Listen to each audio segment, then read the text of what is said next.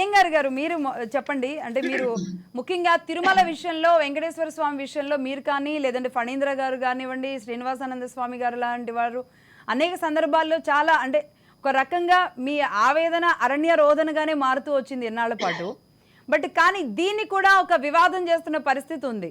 ఆంధ్రప్రదేశ్లో ముఖ్యమంత్రి గారు వేసుకున్న దేవదేవుణ్ణి తన నివాసంలో నెలకొల్పిన విధానాన్ని కూడా చాలా మంది తప్పుపడుతున్నారు.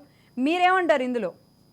ఇప్పుడు ఒకటండి ఇక్కడ ఏంటంటే బేసిక్ గా ఇప్పుడు దీనికి 5 కోట్ల రూపాయలు ఇంచుమించు ఖర్చు పెట్టారు అన్నారు. ప్రభుత్వ నిధులు ఖర్చు పెట్టారా, లేకపోతే దేవాదాయ ధర్మాదాయ శాఖ నుంచి ఖర్చు పెట్టారా, తిరుపతి దేవస్థానం నుంచి ఖర్చు పెట్టారని ప్రధానమైన అంశం. ఈ అంశంలో క్లారిటీ ఒకటి కావాల్సి ఉంది. ఇంకొకటి ఏంటంటే ఈ 5 కోట్ల రూపాయలు ఖర్చు పెట్టి ఎత్తున సెట్టింగ్స్ ఏర్పాటు చేసే బదులు సహజ సిద్ధమైన ప్రదేశాలు అనేవి ఉన్నాయి మనకి. వాటి అన్ని ఆ ప్రాంతాల్లో చక్కగా సంక్రాంతి సంబరాలను చక్కగా నిర్వహించుకోవచ్చు. దాంట్లో ఏ రకమైన అభ్యంతరం ఉండదు. ఆ రకంగా మనం ఆ నిధులను కూడా సేవ్ చేయడానికి ఆస్కారం ఉండేది. అట్లా కాకుండా ఏంటంటే ఇంతంత సెట్టింగ్స్ ఏర్పాటు చేసి ఇవన్నిటికీ కూడా కళాకారులు అని చెప్పి వీటన్నిటిని ఒక సినిమాటిక్ ప్రోగ్రామ్ కింద దీన్ని మార్చి ఈ రకంగా చేయడం అని అంటే ప్రభుత్వం సొమ్మైనా సరే అది దుర్వినియోగం అవుతుంది. అట్ ది సేమ్ టైం ఏంటంటే తిరుపతి దేవస్థానం నిధులు అయితే ఆ రకంగా ఖర్చు పెట్టడానికి వీల్లేదు. అలాగే దేవాదాయ ధర్మాదాయ శాఖ నిధులు అయితే ఆలయాల నిధులు కాబట్టి వాటిని కూడా ఆ రకంగా ఖర్చు పెట్టడానికి వీల్లేదు. అయితే ఇక్కడ ఏంటంటే రెండు ఆలోచించవలసింది ఏంటంటే అక్కడ వాళ్ళు దండం పెట్టుకున్నది వాళ్ళు సాంప్రదాయాన్ని పాటించారా లేదా అనేది అన్ని కూడా ఒరిజినల్ గా సహజసిద్ధంగా చేశారా, నటించారా ఇవన్నీ కానీ పక్కన పెట్టినట్లయితే ప్రజల దృష్టిలో మాత్రం వాళ్ళు సాంప్రదాయాన్ని పాటించినట్టుగానే కనిపిస్తోందా? సాంప్రదాయాన్ని పాటించినట్టుగా వాళ్ళు ఆ కంకణాలు కట్టుకోవడం కానీ, శాల్వాలు ధరించడం కానీ ఇవన్నీ కూడా సాంప్రదాయాన్ని పాటించారు. అయితే ఇక్కడ మనం ఆలోచించవలసింది ఒకటి ఉందండి బేసిక్ గా ఏంటంటే ఇప్పుడు అన్య మతస్థులు పాలకులుగా ఉన్నప్పుడు, ప్రధాన పాలకులుగా ఉన్నప్పుడు ఇది రెండు మతాన్ని బ్యాలెన్స్ చేయడం అనేది చాలా కష్టతరంతో కూడుకున్న విషయం. ఎందుకంటే ఇక్కడ క్రిస్టియానిటీలో కానీ, ఇస్లాంలో కానీ ఇతర మతాల విగ్రహారాధనలు వాళ్ళకి లేవు. వాళ్ళు ఆ రకంగా పాలకులుగా ఉన్నా, మరో రకంగా ఉన్నా ఏ రూపంలో కూడా విగ్రహారాధన చేయడానికి కానీ, ఇతర మతాలకు సంబంధించిన సాంప్రదాయాలు, ప్రసాదాలు, తీర్థాలు తీసుకోవడానికి కానీ, ఆ మతాలకు సంబంధించిన దేవుళ్ళు కానీ వాళ్ళు ఒప్పుకోరు.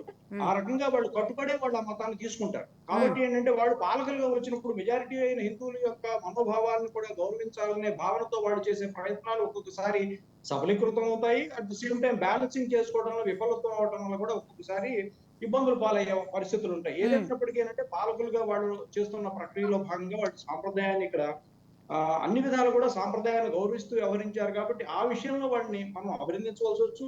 అట్ ద సేమ్ టైం ఇంకోటి ఏంటి, మధ్య తిరుపతి కూడా భార్యతో సతీ సమేతంగా వెళ్ళారన్నారు. ఓకే, ఇది మంచి పరిణామమే. అయితే ఏంటంటే అది బ్యాలెన్స్ చేసుకోవడంలో వాళ్ళ మతాలకు సంబంధించిన లేదు, వెళ్ళలేదండి. ఏమండి, ఇప్పటి వరకు వెళ్ళలేదు.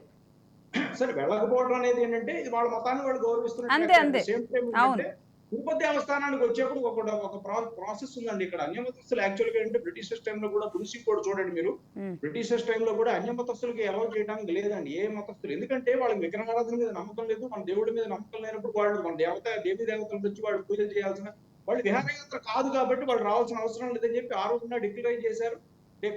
అప్పట్లోనే జీవోలు కూడా వచ్చాయి. అప్పుడు బ్రిటిష్ వాళ్ళు కూడా స్ట్రిక్ట్ గా పాటించారు. అన్యమతస్తులు రావడానికి వీల్లేదనే దాన్ని వాళ్ళు పాటించారు.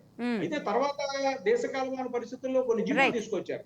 అన్యమతస్తులు వెళ్ళినట్టయితే మాత్రం ఆ జీవో ప్రకారం వాళ్ళు సంతకం పెట్టాలి. ఆ సంతకాన్ని పెట్టడాన్ని గౌరవించట్లేదు, డిక్లరేషన్ ఫామ్ మీద ఆ డిక్లరేషన్ గౌరవించట్లా. దాని విషయంలో న్యాయస్థానాలు కూడా ఈ మధ్యకాలంలో కొంతమంది వెళ్తే అటువంటి అవసరం లేదన్నారు. దాని మీద అప్పీల్ కూడా చేయవలసిన అవసరం ఉంది. ఏదైనప్పటికీ ఏంటంటే ఇక్కడ బ్యాలెన్స్ చేసుకోవడం ఒకటి ఉందండి ప్రధానంగా. ఇప్పుడు సహజంగా రాజకీయాల్లో ఏంటంటే ఆయా మెజారిటీ యొక్క హిందువుల మనోభావాలను గౌరవించకపోతే ఖచ్చితంగా దాని యొక్క ఫలితం నెగిటివ్ గా ఉంటుంది కాబట్టి గౌరవించే ప్రయత్నం వాళ్ళు చేస్తారు. ఏదేమైనప్పటికీ అది సహజంగా చేశారా, నటన చేశారా అనేది వాళ్ళ యొక్క మనస్తత్వానికి వాళ్ళకే వదిలేయాలి తప్ప, కానీ మనం చూసే దానికి మాత్రం మన సాంప్రదాయాన్ని గౌరవించారు. అక్కడి వరకు మనం సాటిస్ఫై అయ్యి మనం సంతోషించడాన్ని అందులో సతీ సమేతంగా కూడా ఆవిడ కూడా దాన్ని గౌరవించడం, అక్కడ ఉన్న వాటిని కంకణాలు కట్టుకోవడం, వీటిని మనం గౌరవించి వాళ్ళని అభినందించవచ్చు. బొట్టు పెట్టుకున్నారు, తీర్థం తీసుకున్నారు. ఈ విషయంలో మాత్రం మనం వాళ్ళని అభినందించవచ్చు. అట్ ద సేమ్ టైం ఏంటంటే మన యొక్క సాంప్రదాయాలని వాళ్ళకి నమ్మకం ఉన్నా నమ్మకం లేకపోయినా రేపు తిరుపతి వెళ్ళేప్పుడు కూడా సతీ సమేతంగా వెళ్ళి స్వామివారికి పట్టు వస్త్రాలు సమర్పించినప్పుడు అప్పుడు అక్కడ ఉన్న ప్రోటోకాల్ ప్రకారం సంతకం పెట్టినట్లయితే నేను సీఎం అయినా అతీతుడిని కాను అని చెప్పి ఒక మంచి మెసేజ్ ఇవ్వడానికి ఆస్కారం ఉంది. ఎందుకంటే అది పాటించినట్లయితే ఖచ్చితంగా దాని మీద ఒక రకంగా మనకి అందరికీ కూడా విశ్వసించేందుకు అవకాశం ఉంది. ఏదేమైనప్పటికీ అంటే దేవీ దేవతల విగ్రహారాధనని అవి వాళ్ళు చేయడానికి వాళ్ళకి ఆస్కారం లేదు. అలా చేస్తే ఆ మతాలు ఒప్పుకోవు. వాళ్ళు ఏదైనా మన కోసం చేస్తున్నారనేది అనుకోవాల్సింది. ఇప్పుడు రాజర్షి గారు ఇప్పుడు విశాఖపట్నంలో కూడా అక్కడ యాగాల్లో పాల్గొనడం, యజ్ఞాల్లో పాల్గొనడం రాజఋష. ఇవన్నీ వారు బాప్టిజం తీసుకున్నాక వాళ్ళకి ఇవేమి ఉండవండి ఇక. ఉమ్. ఇవన్నీ కేవలం ఏంటంటే ప్రజల్లో మమేకమై ప్రజల్లో వాళ్ళని సంతృప్తి పరిచే విధంగా వ్యవహరించడానికి ఏ పాలకుడైనా చేసేది అదే. వాళ్ళు కూడా అదే చేస్తున్నారు. రైట్.